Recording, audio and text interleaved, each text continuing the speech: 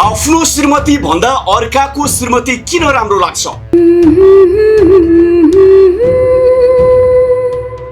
समाजमा बेला बेलामा उठ्ने एउटा यही मात्र प्रश्न हो।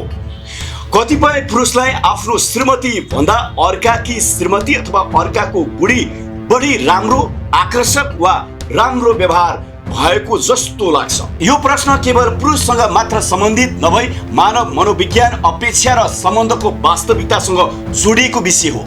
मनोवैज्ञानिकहरूका अनुसार मानिसलाई आफूसँग भएको भन्दा नभएको वा टाढाको कुरा बढी आकर्षक लाग्ने स्वभाव हुन्छ। दैनिक जीवनका जिम्मेवारी, घर परिवारको तनाव, आर्थिक दबाव र समयसँगै दाम्पत्य सम्बन्धमा आउने सामान्य परिवर्तनका कारण कतिपय व्यक्तिले बाहिरको व्यक्तित्वलाई बढी आकर्षक देख्न सक्छन्। धेरैजसो अवस्थामा मानिसले अर्काको जीवनको राम्रो पक्ष मात्र देख्छ, तर त्यस पछाडिको सङ्घर्ष, त्याग र वास्तविकता देख्दैन। अर्काकी श्रीमती सधैँ हाँसिरहेकी, सजिएकी वा खुसी देखिन सक्छिन्, तर त्यो परिवार भित्रका चुनौतीहरू बाहिरबाट देखिँदैन। त्यसै गरी आफ्नो श्रीमतीले परिवार, छोरा छोरी, घर व्यवस्था र सम्बन्धलाई सम्हाल्न गरेको योगदानलाई कतिपयले सामान्य ठान्ने प्रवृत्ति पनि देखिन्छ। हाम्रो समाजमा सामाजिक अभियन्ताहरूका अनुसार समस्या केवल पुरुषमा मात्र होइन, समाजको सोच र व्यवहारमा पनि लागू भएको छ। महिलामाथि हुने घरेलु हिंसा, विभेद र असमान व्यवहार आज पनि समाजमा विद्यमान छन्। अर्कोतर्फ महिलालाई नै सम्मान नगर्ने बुहारी सासु बीचको द्वन्द्व परिवारको सम्बन्धमा तनाव बढाउने गरेको पाइन्छ। विशेषज्ञहरू भन्छन् सफल दाम्पत्य जीवनको आधार प्रेम मात्र होइन, सम्मान, विश्वास, सहयोग र एक अर्काको भावनाको कदर पनि हो।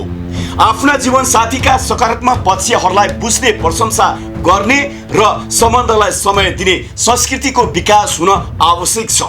समाजमा पुरुष र महिला दुवै एक अर्काका परिपूरक हुन्। आधा आकाश महिलाले र आधा आकाश पुरुषले धानेका छन् भन्ने भनाइ केवल शब्दमा सीमित नरही व्यवहारमा पनि देखिनुपर्छ। परिवार, समाज र राष्ट्र निर्माणमा महिला तथा पुरुष दुवैको समान भूमिका र जिम्मेवारी रहेको तथ्यलाई स्वीकार गर्दै सम्मानजनक सम्बन्धको विकास गर्नु आजको आवश्यकता बनेको छ। सम्बन्ध टिकाउने सबैभन्दा ठुलो आधार अर्काको जीवन हेरेर तुलना गर्नु होइन, आफ्नो सम्बन्धलाई सम्मान र विश्वासका साथ अगाडि बढाउनु हो। आज हामीले यो सम्बन्ध अथवा यो विषयमा कुरा गरिरहँदाखेरि कतिलाई लाज लाग्न सक्छ, कतिलाई रिस उठ्न सक्छ, कतिले गाली गर्नु सक्नुहुन्छ हामीलाई, तर पक्कै पनि यो यथार्थ घटना अथवा यो सन्देशमूलक जनचेतना विषय हो र समाजमा उठिरहेको र उठिरहने र कहिल्यै पनि नहट्ने प्रश्न र नमेटिने घाउ बनेर समाजमा उठिरहेको छ।